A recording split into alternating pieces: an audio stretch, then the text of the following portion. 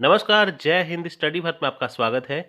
Paper one की revision series में आगे हम बात करेंगे difference between online versus offline education के बारे में।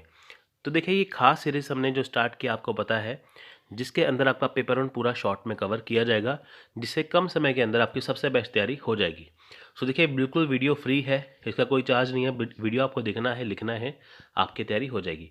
लेकिन अगर आपको इसके पीडीएफ नोट्स चाहिए, यानी कि जिस नोट्स में मैं पढ़ा रहा हूँ, अगर आपको ये चाहिए तो वो आप पे करके ले सकते हैं। ठीक है, वीडियोस फ्री है, लेकिन नोट्स के लिए आपको पेमेंट करना होगा। तो इसके लिए आप हमें इस नंबर पे कॉन्टैक्ट व्हाट्सअप कर सकते हैं।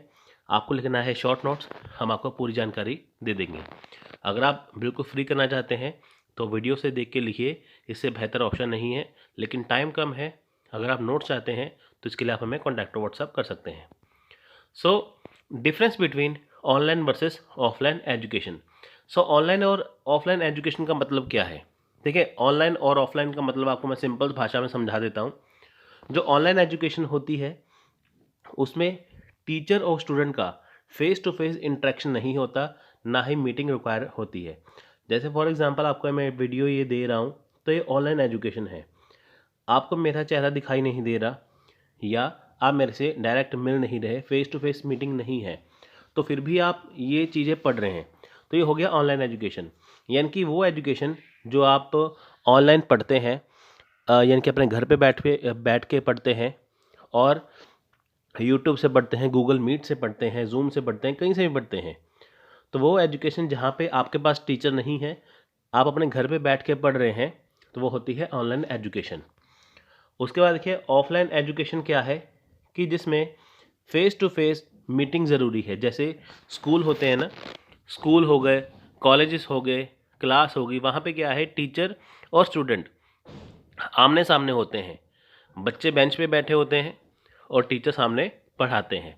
तो ऑफलाइन में क्या है, जो स्कूल और कॉलेज में जो हमारे क्लासरूम बने होते हैं, वहाँ पे फेस टू फेस इंटरेक्शन होता है। जब टीचर बच्चों को आमने सामने पढ़ाते हैं, वो होती है ऑफलाइन एजुकेशन। इसके लिए आपको अपने घर से स्कूल कॉलेज जाना पड़ता है। ऑनलाइन में आपको कहीं जाने की ज़रूरत नहीं है, टीचर भी अपने घर से पढ़ाते हैं और स्टूडेंट भी अपने घर से ही यहाँ पे पढ़ते हैं। उसके बाद बात करते हैं यहाँ पे, देखिए, टीचिंग सपोर्ट सिस्टम की। ठीक है, शिक्षण सहायक। तो यहाँ पे बात करेंगे टीचिंग सपोर्ट सिस्टम। देखिए, टीचिंग सपोर्ट मटेरियल आ जाए, टीचिंग सपोर्ट सिस्टम आ जाए, बात एक ही है। तो ये देखिए, टीचिंग सपोर्ट सिस्टम क्या है यहाँ पे देखिए, वो चीज़ें जब टीचर क्लास में बच्चों को पढ़ाते वक्त चीज़ों का इस्तेमाल करते हैं, तो उसे बोलते हैं टीचिंग सपोर्ट सिस्टम। देखिए, क्लासरूम के अंदर इनका होना बहुत ज़रूरी है। तो इसमें देखिए, टीचिंग के अंदर क्या होता है, टीचिंग एड्स इंक्लूड होती हैं, तो जिनका इस्तेमाल करके क्या होता है कि टीचर बच्चों को सही से पढ़ा पाते हैं। अब देखिए, क्लासरूम के अंदर ब्लैक बोर्ड होगा, वाइट बोर्ड होगा, चौक होगा, तभी वो पढ़ाएंगे ना। वो चीज़ें, इनकी वो चीज़ें जो टीचर को पढ़ाने में हेल्प करती हैं टीचिंग में। देखिए, teaching support system are integral component in any classroom. There are many benefits of teaching aids include helping learners improve reading comprehension skill, illustrating or reinforcing a skill concept. अब देखिए, ये teaching support system बहुत ज़्यादा help करती है classroom के अंदर। इसके बहुत ज़्यादा फ़ायदे हैं। इससे क्या होता है कि जो लर्नर है वो इम्प्रूव होते हैं किसमें, अपने स्किल में और नए कंसेप्ट को लेके। अब देखिए, टाइप्स देख लेते हैं टीचिंग सपोर्ट सिस्टम की। यहाँ पे देखिए, विजुअल एड्स है, ऑडियो एड्स है और ऑडियो विजुअल ऐड है। विजुअल ऐड मतलब कि जो चीज़ें सिर्फ दिखाई जाती हैं। अब देखिए, मान लीजिए कि टीचर क्लास में बच्चों को पढ़ा रहे हैं, तो वो उनको चीज़ें वहाँ पे दिखाते हैं, जैसे पिक्चर्स वगैरह दिखाते हैं प्रोजेक्टर लगा के, या वैसे उनको कोई पिक्चर्स दिखाते हैं। सिर्फ इसमें चीज़ें दिखाई देती हैं।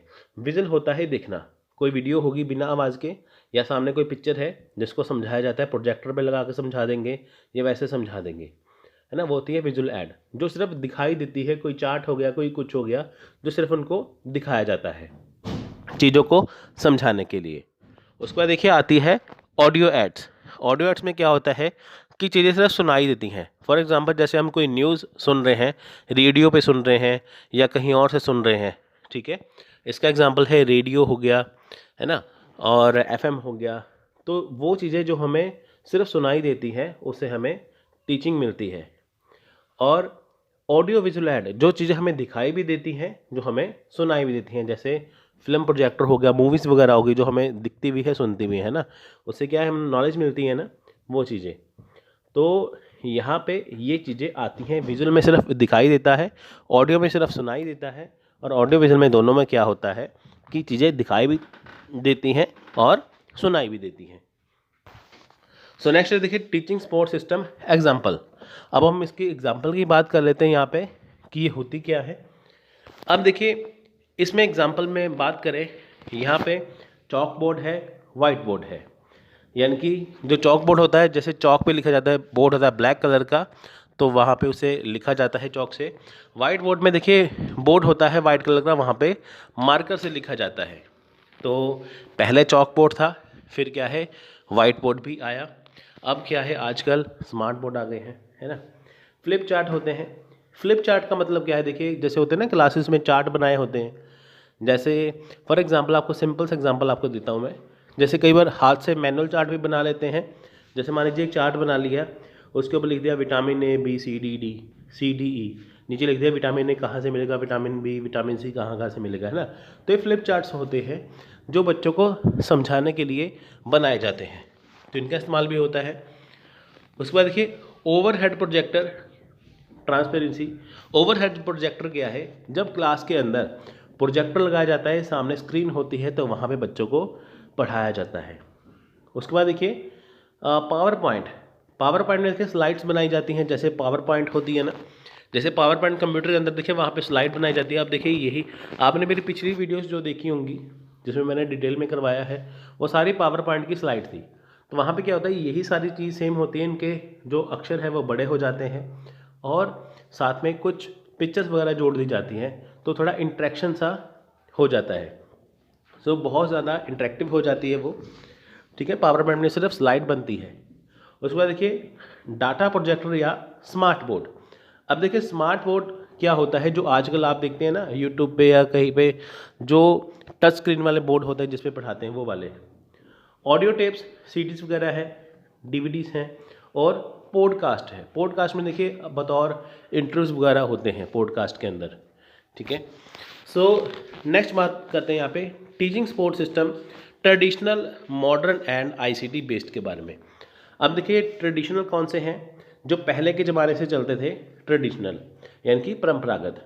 अब देखिए इनको कई नामों से जाना जाता है, जैसे back to basic, chalk to talk, conventional education, customer education, ठीक है।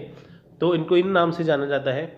Other things related to traditional education system, नाम के अलावा और कौन सी चीज़ें हैं, जैसे देखिए traditional system was used earlier in the society. इनकी सोसाइटी में, समाज में सबसे पहले ये यूज़ हुआ था। तो ये टीचर सेंटर है।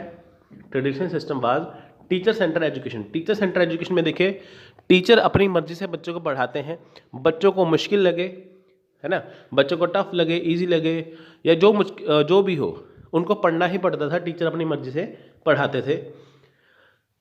The traditional system was based on rote learning and memorisation. अब देखिए जो ट्रेडिशनल सिस्टम था वो रोट लर्निंग था, उनको रट्टा बजवाया जाता था। उनको चाहे स्टूडेंट की चीज़ काम की हो या नहीं हो, उनको सीखनी पड़ती थी, रट्टा लगाना पड़ता ही था, और उन्हें याद रखनी पड़ती थी चीज़। So use of tools in traditional education system. अब देखिए कौन कौन सी चीज़ें हैं जो ट्रेडिशनल एजुकेशन सिस्टम में इस्तेमाल होते हैं, वो कौन से टूल है।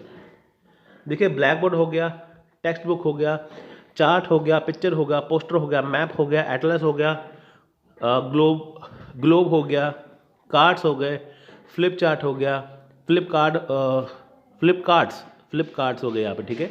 वर्कशीट होगी, साइंस एंड लैब होगी, मॉडल्स हो गए, क्रॉसवर्ड पजल हो गया, क्वेश्चन हो गया, और साथ में देखिए स्टोरी टॉकिंग होगी, ड्रामेटाइजेशन हो गया, रोल प्ले हो गए, डिक्शनरी होगी, लर्निंग विद टॉयस हो गया, ओरल टेस्ट हो गए, क्रॉसवर्ड पजल, ठीक है। ये सारी जो चीज़ें हैं, ये सारी की सारी चीज़ें इसके अंदर आती हैं। तो देखिए इसके एग्जांपल क्या है, तो ये गुरुकुल हो गया, वैदिक एजुकेशन हो गया, और वन रूम स्कूल हो गया, तो ये ट्रेडिशनल के अंदर आते हैं। जो पहले के ज़माने की चीज़ें हैं वो आपको यहाँ पे बताई हैं। अब बात करते हैं यहाँ पे देखिए मॉडर्न एजुकेशन सिस्टम की। तो मॉडर्न एजुकेशन सिस्टम जो है वो बहुत ज़्यादा इम्पोर्टेंट है। अब देखिए मॉडर्न एजुकेशन सिस्टम को साइकोलॉजिकल और अल्टरनेटिव एजुकेशन भी कहा जाता है। Another name of modern education is also progressive education, यानी कि साइकोलॉजिकल, अल्टरनेटिव और प्रोग्रेसिव एजुकेशन ये मॉडर्न एजुकेशन सिस्टम के नाम है। तो ये देखिए मेनली स्टूडेंट सेंट्रिक है। ये कौन है? ये स्टूडेंट सेंट्रिक है। यहाँ पे बच्चों को ध्यान में रख के सिलेबस को सेट किया जाता है कि क्या बच्चों से कर पाएंगे या नहीं। जो बच्चे आसानी से कर पाएंगे, जो उनके लिए ज़रूरी है, वो उनको चीज़ें करवाई जाती हैं। ट्रेडिशनल में क्या था? टीचर सेंटर्ड था। मॉडर्न में क्या है? स्टूडेंट सेंट्रिक है। तो देखिए इसका जो टाइम पीरियड है वो 1980 से 2000 के बीच में है, इनकी 1980 से 2000 के बीच में। अब देखिए इनके मेथड्स कौन से हैं। मेथड में आप देखिए अब कौन कौन सी चीज़ें यहाँ पे इस्तेमाल होती है, कैसे मॉडर्न एजुकेशन सिस्टम यहाँ पे देते हैं। कंप्यूटर है, लैपटॉप है, इंटरनेट सर्फिंग है, ई रीडिंग है और ऑनलाइन टेस्ट है, ऑनलाइन डिक्शनरी है, ऑनलाइन ई बुक्स है, पावर पॉइंट स्लाइड है, स्मार्ट बोर्ड है, ऑडियो वीडियो लेक्चर है, यानी कि जो हम आज के ज़माने में पढ़ते हैं वो यहाँ पे चीज़ें हैं। और साथ में ऑनलाइन इंसाइक्लोपीडिया है। अब देखिए आईसीटी बेस्ड सिस्टम आ गया, पूरा का पूरा डिजिटल हो गया। अब देखिए 20वीं सेंचुरी के बाद अब हम पहुंच चुके हैं आईसीटी में। वैसे देखिए हम मॉडर्न एजुकेशन तो ले रहे हैं, लेकिन आईसीटी में हम धीरे धीरे पहुंच रहे हैं। आगे जाके ज़माना आईसीटी का ही आएगा, यानी कि इंफॉर्मेशन कम्युनिकेशन टेक्नोलॉजी। अब देखिए जो आईसीटी है वो वहाँ पे जो टीचिंग है वो काफ़ी रियल हो चुकी है, वर्चुअल हो चुकी है।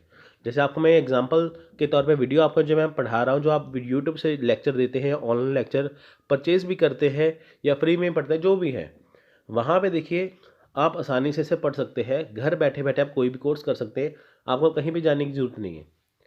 तो देखिए learner can do learning when ever he wants through ICT. अगर आपको कोई चीज़ पढ़नी है, आप यूट्यूब गूगल सर्च करिए, आपको सारी चीज़ों का हल वहाँ पे मिल जाएगा।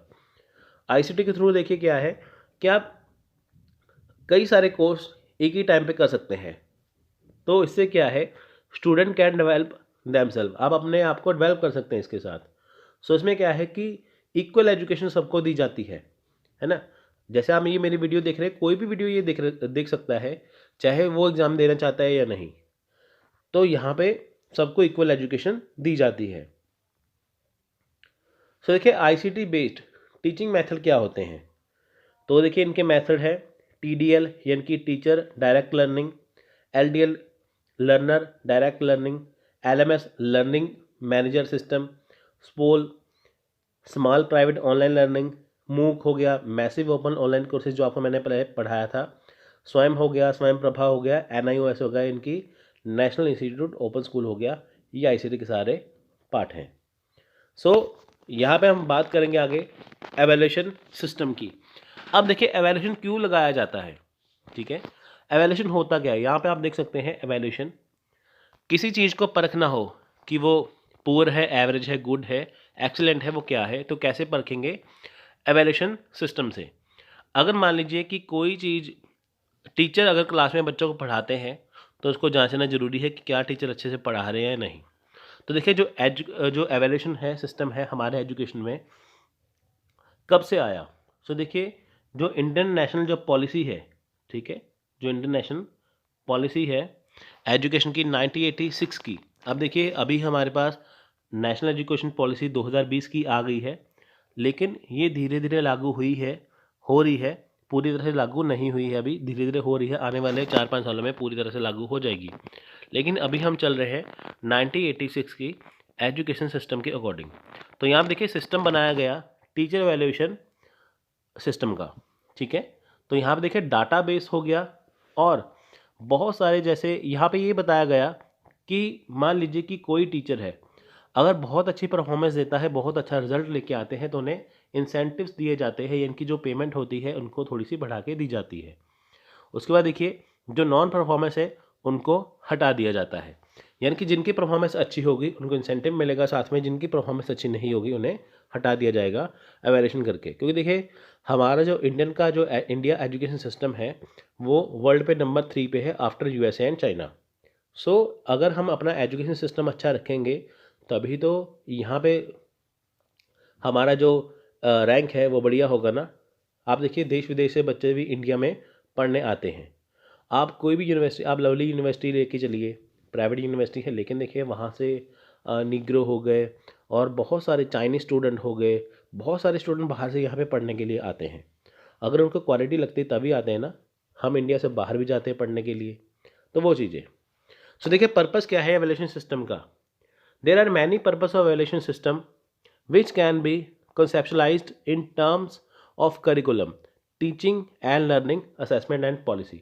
अब देखिए बहुत सारे पर्पस है एवैल्यूएशन सिस्टम के लिए कि ताकि जैसे सिलेबस है, टीचिंग है, लर्निंग असेसमेंट है, पॉलिसी है, उसको एवेलुएट करना, वो देखना कि टीचिंग कैसे हो रही है, लर्निंग कैसे हो रही है, सिलेबस कैसा है और पॉलिसी कैसी है।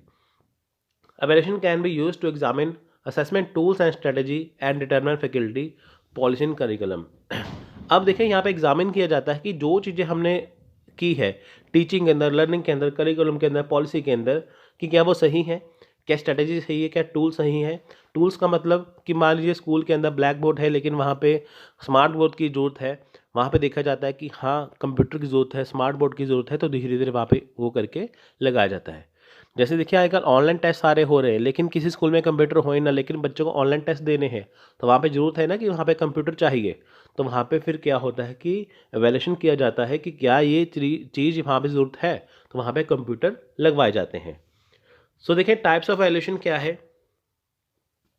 अब देखिए ये 3 भाग में बांटे हैं, 3 पार्ट्स में, diagnostic evaluation, formative and summative. Diagnostic evaluation क्या होती है।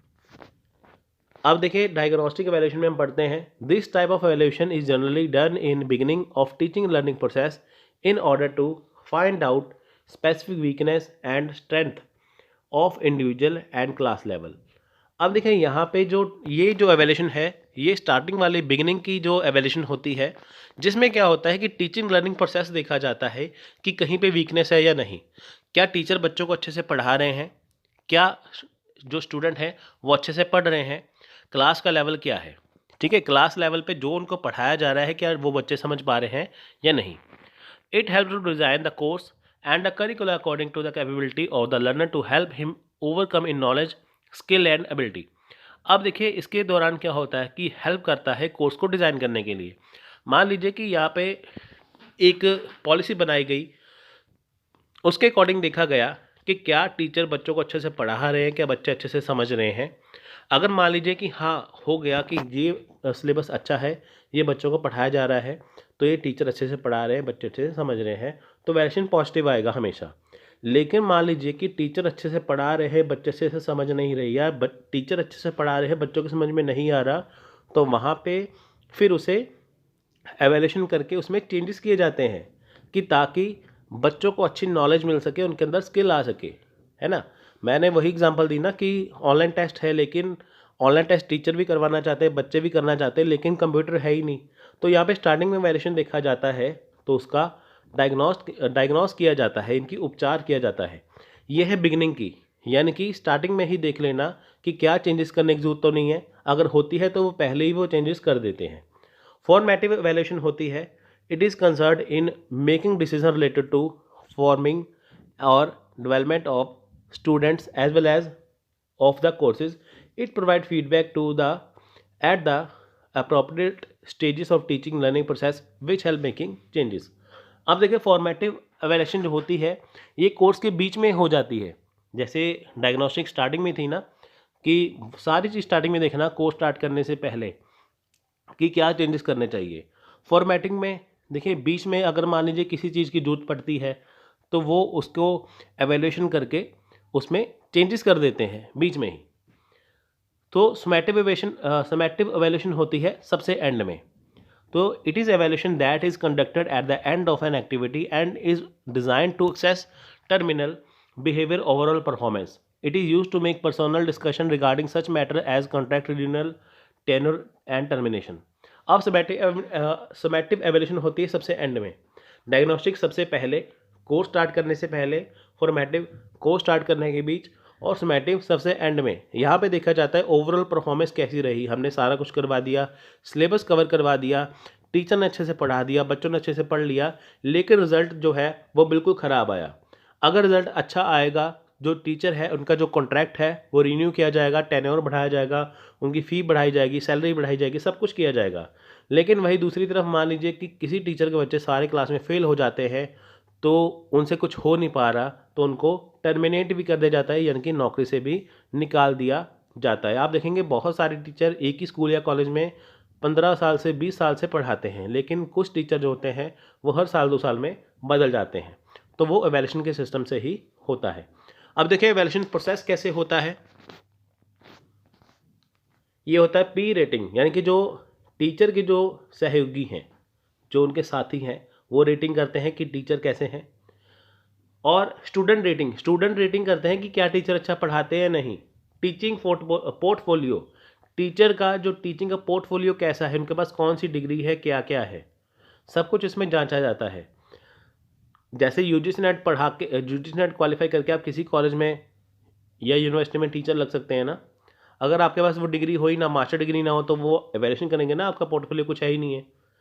Consistence of multiple source rating, देखिए बहुत सारे सोर्सेज हैं इसको रेटिंग करने के लिए, जिसमें काफ़ी चीज़ें आ जाती हैं। जैसे आपका पोर्टफोलियो भी हो गया, रेटिंग्स हो गई, है ना, आपकी पोजीशन होगी, आपका एक्सपीरियंस होगा कि आपने कहाँ का काम किया है और आपकी क्या वैल्यू वहाँ पे रही है। सो नेक्स्ट देखिए the technique of evaluation, evaluation की टेक्निक कैसे होती है। अब देखिए ऑब्जर्वेशन ऑफ क्लासेस, क्लास को ऑब्जर्वेट किया जाता है कि क्या क्लासेस जो ली जा रही हैं कि क्या उसमें जो टीचर है वो डिसिप्लिन बना पा रहे हैं कि नहीं, है ना, वो चीज़ें, तो बच्चे पढ़ पा रहे हैं कि नहीं, शोर तो नहीं मचा रही, ये चीज़ें देखी जाती है। सिस्टमैटिक रिपोर्टिंग, अब देखिए यहाँ पे जो सिस्टमैटिक तरीके से सारी रिपोर्ट बनाई जाती है, जैसे मान लीजिए क्लास में डिसिप्लिन से पढ़ाना, बच्चों का अच्छे से पढ़ना, ये वगैरह चीज़ें। क्वेश्चनर चेकलिस्ट, अब देखिए क्वेश्चनर क्या होती है कि बच्चों से सवाल पूछना। जो टीचर ने मान लीजिए बच्चों को पढ़ाया, कई बार होता है ना, बाकी जो प्रिंसिपल आके पूछ लेते हैं बच्चों को, बताइए ये इसका मतलब क्या है। अगर वो उसका आसानी से जवाब दे पाते हैं, इसका मतलब टीचर अच्छे से पढ़ा रहे हैं। इंटरव्यू करना, देखिए एवैल्यूएशन में इंटरव्यू किए जाते हैं, टीचर्स के इंटरव्यू होते हैं, उनको उनके सब्जेक्ट से रिलेटेड सवाल पूछते हैं। मान लीजिए आप हिस्ट्री के टीचर बनने के लिए गए, आपने किसी कॉलेज में अप्लाई किया, आपको हिस्ट्री के रिगार्डिंग कोई क्वेश्चन पूछेंगे, क्या आपको उसके बारे में नॉलेज है। अगर आपको नॉलेज है तो वो रख लेंगे, नॉलेज नहीं है तो फिर आपको वो रखेंगे नहीं। पीर वैल्यूएशन होती है, जो साथी टीचर हैं उनसे पूछा जाता है। स्टूडेंट वैल्यूएशन होती है, स्टूडेंट से पूछा जाता है। मान लीजिए कोई टीचर एक दिन के लिए आपको पढ़ा के गया, फिर वो पूछते हैं कि क्या बताइए, इन्होंने आपको अच्छा पढ़ाया। अगर वो पॉजिटिव होता है, हाँ बोलते, तो उनको वो रख लेते हैं। डिस्कशन ग्रुप बिठाए जाते हैं, देखिए डिस्कशन ग्रुप में पैनल होते हैं, टीचर्स के, प्रिंसिपल के और सोसाइटी के मेंबर्स होते हैं। और रिलेशनशिप विद स्टूडेंट, स्टूडेंट के साथ टीचर का रिलेशनशिप कैसा है, अच्छा है, बुरा है, क्या है, वो इसमें देखा जाता है। तो हम बात करेंगे evaluation in choice based credit system in higher education के बारे में, इनकी CBCS के बारे में। तो देखिए CBCS की फुल फॉर्म क्या है, चॉइस बेस्ड क्रेडिट सिस्टम। पहला क्वेश्चन तो एग्जाम में यहीं से आ जाता है। तो देखिए इसका मतलब क्या है, इसका मतलब है कि चॉइस आपके सब्जेक्ट की, यानी कि चॉइस आपकी, और ग्रेडिंग सिस्टम क्या है, किसका, इंस्टीट्यूशन का। अब देखिए यहाँ पे क्या है कि आप कहते हैं कि मैंने एक इंस्टीट्यूशन में एडमिशन लिया, आप किसी यूनिवर्सिटी में एडमिशन ले लेते हैं, उसके बाद देखिए आपने कोई सब्जेक्ट यहाँ पे रख लिया, लेकिन आपको लगता है कि यार मेरे को ये भी सब्जेक्ट पढ़ना है, तो आप दूसरा सब्जेक्ट भी वहाँ पे चूज़ कर सकते हैं जो आपके कोर्स से रिलेटेड ना भी हो। जैसे मान लीजिए आपने आर्ट्स रख लिया, लेकिन आप साइंस का सब्जेक्ट पढ़ना चाहते हैं, कॉमर्स पढ़ना चाहते हैं, तो आप वो भी रख सकते हैं, किसी दूसरे इंस्टीट्यूशन में रख सकते हैं।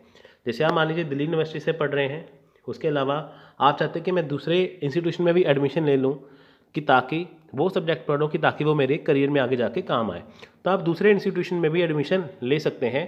तो आप अपना कोर्स भी करेंगे और दूसरा कोर्स भी वहाँ पे कर सकते हैं। तो इससे क्या होगा कि जो आपका कोर्स होगा दूसरे इंस्टीट्यूशन का, वहाँ पे जो आपको जो क्रेडिट जो होगा, आपका जो स्कोर क्रेडिट होगा, वो आपके इंस्टीट्यूशन में ट्रांसफ़र कर दिया जाएगा। आपने मान लीजिए एक कोर्स किया, उसके अलावा फिर आपने दूसरा कोर्स किया, दूसरे कोर्स के जो ग्रेडिंग पॉइंट है वो आपके पहले वाले कोर्स के अंदर, पहले वाले इंस्टीट्यूशन के अंदर ट्रांसफ़र हो जाते हैं। ठीक है, तो जिससे क्या होता है, आपको डबल बेनिफिट मिलता है, जो आपके करियर के लिए बहुत ज़्यादा इंपॉर्टेंट है। फॉर एग्जांपल देखिए, आपने मान लीजिए कि 2 सेमेस्टर पार किए, फिर आपको बीच में पढ़ाई जो आपने छोड़ दी, फिर क्या होता है कि जब आप पहले एडमिशन लेने जाते थे ना, आपको फिर से स्टार्टिंग से स्टार्ट करना पड़ता था, आपको फिर से 2 सेमेस्टर फिर से पार करने पड़ते थे। लेकिन अभी ऐसा नहीं है, अभी आपकी जो स्टडी वहाँ पे रुक जाएगी और आपको क्रेडिट पॉइंट दिए जाएंगे। जब आप कंटिन्यू करेंगे फिर आपको वो 2 सेमेस्टर या 1 सेमेस्टर करने की जरूरत नहीं है, फिर इससे आगे आप कंटिन्यू कर सकते हैं। इससे आपका बेनिफिट होता है। ये है चॉइस बेस्ड क्रेडिट सिस्टम। सो देखिए, स्टूडेंट को ऑप्शन होती है वो अपना सब्जेक्ट चूज़ करने के लिए, जो चॉइस होती है वो अपना सब्जेक्ट चूज़ कर सकते हैं।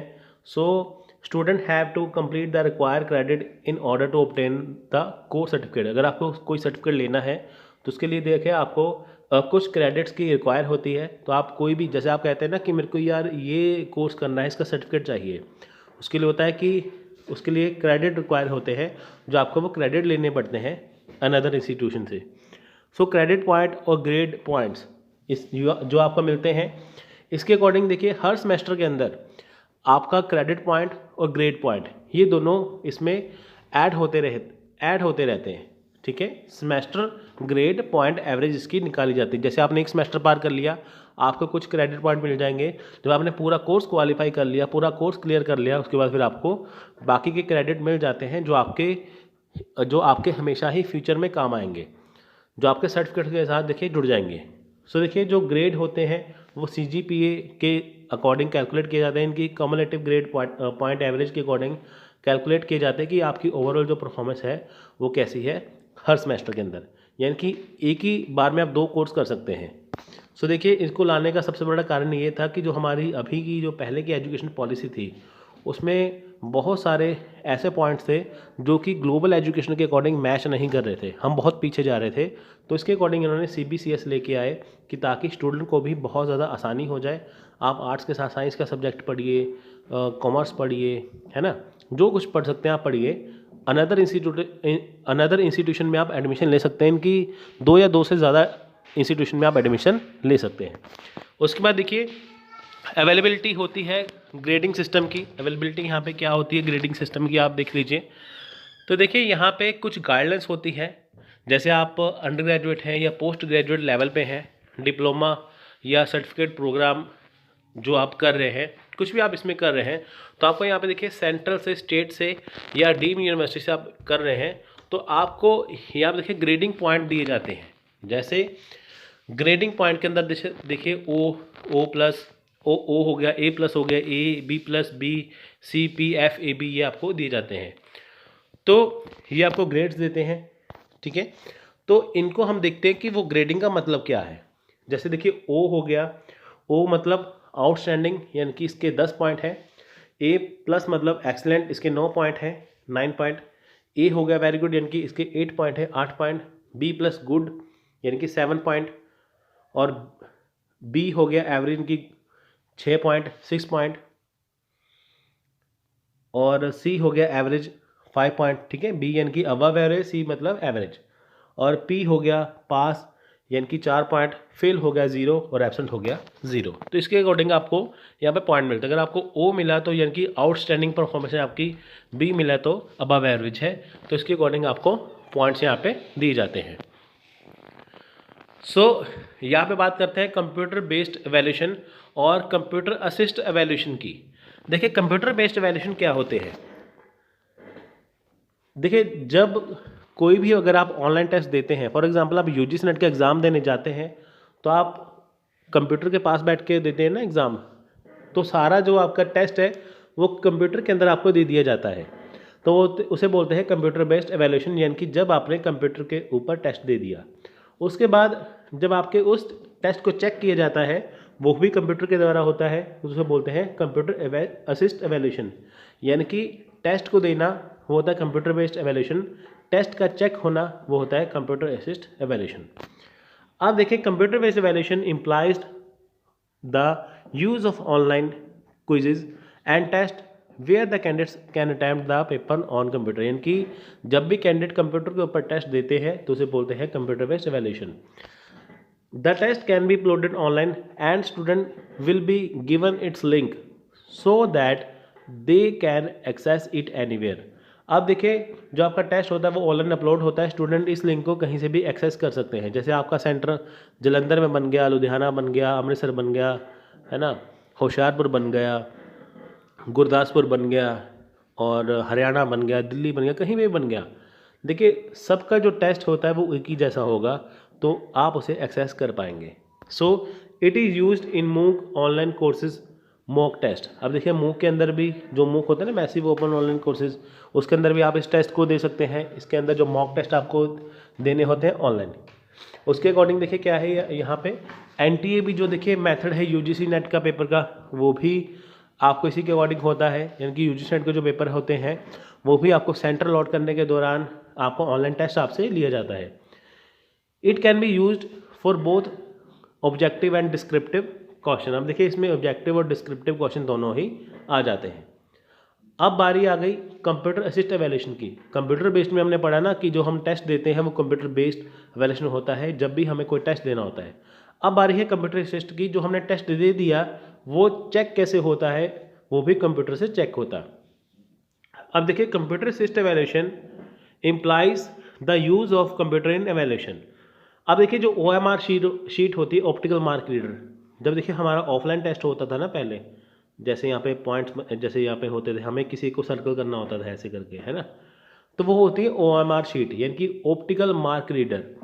तो देखिए होता क्या है कंप्यूटर के अंदर जो टेस्ट चेक कैसे होता है, जैसे मान लीजिए कि जो टेस्ट हमने दिया, जो उसका आंसर की होता है वो करेक्ट आंसर की पहले ही कंप्यूटर के अंदर डाल दी जाती है, ठीक है। अब उसके बाद जैसे जिन स्टूडेंट ने एग्ज़ाम दिया, अब उनका एक एक करके यहाँ पे देखिए सारे जो शीट्स वहाँ पे डाल दी जाती हैं।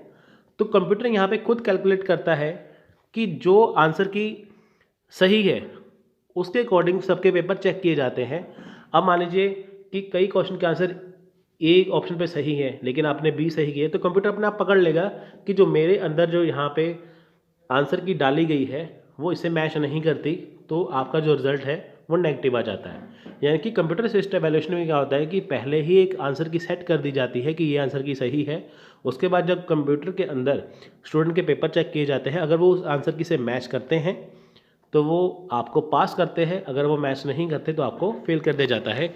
इससे क्या होता है कि मैनुअल चेकिंग से, जैसे हम एक एक क्वेश्चन को चेक करें, मैनुअल चेकिंग से बढ़िया है कि कम समय के अंदर आपके जो सारे एग्ज़ाम है वो स्कैन होके चेक हो जाते हैं, ठीक है।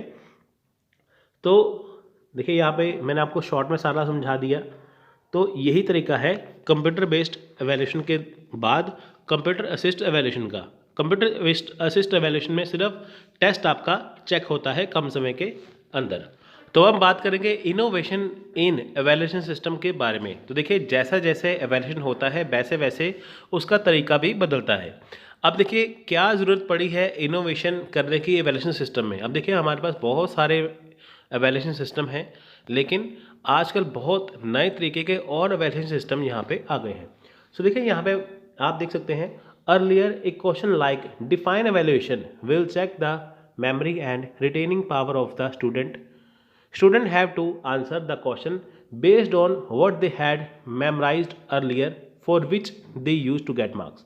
अब देखिए जो पहले डिफाइन एवेल्यूशन के बारे में जैसे पहले होता था ना कि क्वेश्चन आंसर का तरीका अलग होता था, आजकल क्वेश्चन का तरीका बदला है। पहले क्या होता था कि अगर किसी स्टूडेंट की नॉलेज चेक करनी होती थी, पता लगाना होता था कि क्या इसने वो चीज़ पढ़ी है। जैसे मान लीजिए आपने पोस्ट ग्रेजुएशन कर ली है, तो अगर आपको कोई सवाल पूछ ले, चेक करना हो कि क्या वाकई आपने पोस्ट ग्रेजुएशन की हुई है, तो वहाँ से आपको कोई सवाल पूछ ले आपकी पोस्ट ग्रेजुएशन का ही, तो अगर आप उसका आंसर दे पाते हैं तो इससे आपकी मेमोरी चेक की जाती है कि जो आपने मार्क्स लिए हैं कि क्या वो आपके उसके अकॉर्डिंग है। यानी कि कोई स्टूडेंट कोई क्लास पास कर चुका है, कोई ग्रेजुएट हो चुका है, कोई अंडर ग्रेजुएट हो चुका है ना, कुछ भी वो कर चुका है, तो क्या उसके अकॉर्डिंग उसकी जो नॉलेज है वो पर्याप्त है, वो सही है। उसकी नॉलेज चेक करने के लिए पहले क्वेश्चन पूछे जाते थे, लेकिन आजकल के समय में क्या है कि क्वेश्चन के तरीके बदल गए हैं। क्वेश्चन के तरीके जो है मोर कॉन्सेप्चुअल हो चुके हैं। जब आप एग्ज़ाम देखेंगे, आप देखिए बहुत तरह के क्वेश्चन आते हैं एग्ज़ाम में। कोई देखिए स्टेटमेंट वाला क्वेश्चन आ गया, कोई सर्शन वाला हो गया, कोई सिंपल क्वेश्चन आ गया, है ना, वो चीज़ कि ताकि चेक करना कि क्या वाकई आपने पढ़ा है। अब आप यूजीसी नेट का एग्ज़ाम देने जाते हैं, कई बच्चे कहते हैं ना यार हमने तो ऐसे क्वेश्चन देखे जो हमने कभी पढ़े नहीं थे, लेकिन ना ही वही से जो आपने पढ़े हुए थे, क्वेश्चन को घुमा के पूछा गया। तो क्वेश्चन का तरीका यहाँ पे बदला, तो यहाँ पे वैल्यूएशन का तरीका भी यहाँ पे बदला। अब देखिए जो क्वेश्चन वो कैसे कैसे है, ठीक है, क्वेश्चन के तरीके बदले हैं, लेकिन एवेल्यूएशन के सिस्टम भी यहाँ पे बदले हैं। तो वो एवेल्यूएशन कैसे होता है, देखिए कॉन्सेप्ट मैप से। कॉन्सेप्ट मैप होता क्या है, concept maps provide a visual representation of connection between concept that student have learn. अब देखिए यहाँ पे कॉन्सेप्ट मैप क्या होते हैं, एक विजुअल प्रेजेंटेशन होती है जो एक कनेक्शन बनाती है कि जो आपने पहले पढ़ा है, यानी कि जो चीज़ आप पढ़ चुके हैं उसको पास्ट से प्रेजेंट को कनेक्ट किया जाता है, प्रेजेंट को फ्यूचर से कनेक्ट किया जाता है। फॉर एग्जांपल हमारी जो अभी एजुकेशन पॉलिसी है वो 1986 की है, तो अभी क्या है 2020 की पॉलिसी भी आ गई है। अगर हम इसे कंपेयर करें कि 1986 की और 2020 की पॉलिसी में क्या अंतर है, क्या बेनिफिट्स हैं, तो वो सारे कॉन्सेप्ट मैप से आएंगे, ठीक है। यानी कि जो आपके पास नॉलेज है उनको रिलेट करना फ्यूचर के साथ और पास्ट के साथ, एक नई नॉलेज को बनाना, वो होती है कॉन्सेप्ट मैप। उसके बाद देखिए कॉन्सेप्ट टेस्ट क्या होते हैं। कॉन्सेप्ट टेस्ट देखिए मल्टीपल चॉइस क्वेश्चन, यानी कि एक क्वेश्चन के जो 4 ऑप्शन होते हैं उसमें देखिए टेस्ट किया जाता है कि आपने कॉन्सेप्ट को कितना अच्छे से समझा। जैसे एमसीक्यूज होते हैं ना, एक क्वेश्चन के 4 ऑप्शन होते हैं, आपको करेक्ट करना पड़ता है कि इसमें से सही कौन सा है, वो होता है कॉन्सेप्ट टेस्ट, कि कॉन्सेप्ट के रिगार्डिंग आपसे टेस्ट लेना। नेक्स्ट है portfolio. Portfolio is an online space where student can store and organize artifacts that they are produce in the courses such as written assignment, image, video and so on. देखिए जब कोई भी student किसी course में admission लेता है तो उसने पूरा साल क्या क्या किया, तो उसके लिए रिटन असाइनमेंट, इमेजेस, वीडियोस को एक जगह पे स्टोर कर लेता है, ऑनलाइन कर लेगा या ऑफलाइन कर लेगा, तो उसे बोलते हैं पोर्टफोलियो। यानी कि एक स्टूडेंट के द्वारा एक साल में या एक सेमेस्टर में जितना कुछ भी डाटा कलेक्ट किया गया या जो कुछ भी पढ़ा गया, तो उसका एक पोर्टफोलियो बनाया जाता है जिसमें रिटन असाइनमेंट होती है, इमेजेस होती है, वीडियो होती है, बहुत सारी चीज़ें होती है जिसे ऑनलाइन में स्टूडेंट्स जो है वो स्टोर कर सकते हैं। नेक्स्ट है podcast and vlog. A podcast of vlog project encourage student to take their identification, analyse reports, diagram etcetera to real world digital level by creating a visual verbal file for submission that activates and authentics their learning. अब देखें यहाँ पे podcast क्या होते हैं। Podcast वैसे mainly जो interviews होते हैं जिसमें 2 बंदे होते हैं, आपस में सवाल जवाब करते हैं, किसी टॉपिक के ऊपर डिस्कशन करते हैं। तो पॉडकास्ट हो गया, व्लॉग हो गया, इसके अंदर देखिए कि जो एनालिसिस किया जाता है, जो रिपोर्ट्स होती है वो सारी इसमें स्टोर की जाती है। जो आज के जैसे देखिए हम आज डिजिटल ज़माने में हम जी रहे हैं, है ना। इसके अंदर जो हमें हमारे जो एक्सपीरियंस है, वो जो हमने जो कुछ सीखा है, जो एक्टिविटी है, वो सारी पॉडकास्ट के अंदर आती है जब हम डिस्कशन करते हैं। उसके बाद देखिए टॉक शो परफॉर्मेंस है। A talk show performance is an authentic version of more traditional in class presentation as it direct student to take on and embody their learning for an interactive live or record discussion. Talk show performance कैसी होती है, देखिए आपने देखा होगा कि जैसे जोश टॉक हो गया या बाकी जैसे टॉक शो होते हैं, वहाँ पे एक बंदा आके अपनी लाइफ की जर्नी सुनाता है कि उसने क्या क्या किया।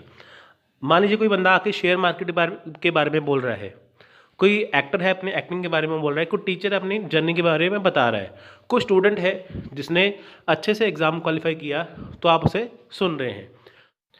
तो देखिए यहाँ पे क्या होता है कि आप उस व्यक्ति को सुन रहे हैं जो आपकी लाइफ से संबंधित है, ठीक है। तो टॉक शो परफॉर्मेंस से क्या होता है कि आप अपनी लाइफ के जो हर एक किस्से को सुनाएंगे। अगर आप जिस फील्ड से हैं, अगर आप उस बंदे का टॉक शो सुन रहे हैं, तो उससे आप एवेलुएट कर लेंगे कि आपको क्या क्या प्रॉब्लम्स आने वाली है, कि वाकई ही आपको प्रॉब्लम आ चुकी है या आएंगी, ठीक है। तो इसे क्या है, एवेल्यूशन किया जाता है कि एक बंदे ने यहाँ से जर्नी स्टार्ट की तो अभी कहाँ तक पहुँचा, वो पास हुआ, फेल हुआ, क्या हुआ। नेक्स्ट है आर्टिफिशियल इंटेलिजेंस। अब देखिए in AI assessment a software system infers problems specific rules for automated scoring, for example of instructor grading of student assignment. अब देखिए AI क्या है, AI सिस्टम एक ऐसा सिस्टम सॉफ्टवेयर है जिसमें क्या होता है कि जो इंस्ट्रक्टर है, ठीक है, स्टूडेंट का जो मान लीजिए उसको चेक करनी है, असाइनमेंट चेक करनी है, तो वो AI सिस्टम के जरिए इजीली चेक कर लेगा। तो इसमें जो सारी प्रॉब्लम्स हैं, जो स्पेलिंग मिस्टेक वगैरह है, वो सारी अपने आप इसमें आ जाएगी। ठीक है, यहाँ पे होता है ना मैनुअल चेक करें तो सब कुछ चेक करना पड़ता है, लेकिन एआई में यहाँ पे कुछ करने की जरूरत नहीं है। यहाँ पे सब कुछ ही आपको वहाँ पहले से डाल देना होता है और यहाँ पे अपने आप ही वो चेकिंग हो जाती है। तो आज के ज़माने में एआई सबसे ज़्यादा इस्तेमाल हो रही है। तो ये था हमारा लास्ट लेक्चर टीचिंग एप्टीट्यूड का। तो आज ही हमारा ख़त्म होता है, इसके बाद हम नेक्स्ट रिसर्च स्टार्ट करेंगे। सो मिलते हैं अगली वीडियो में, तब तक के लिए जय हिंद जय भारत।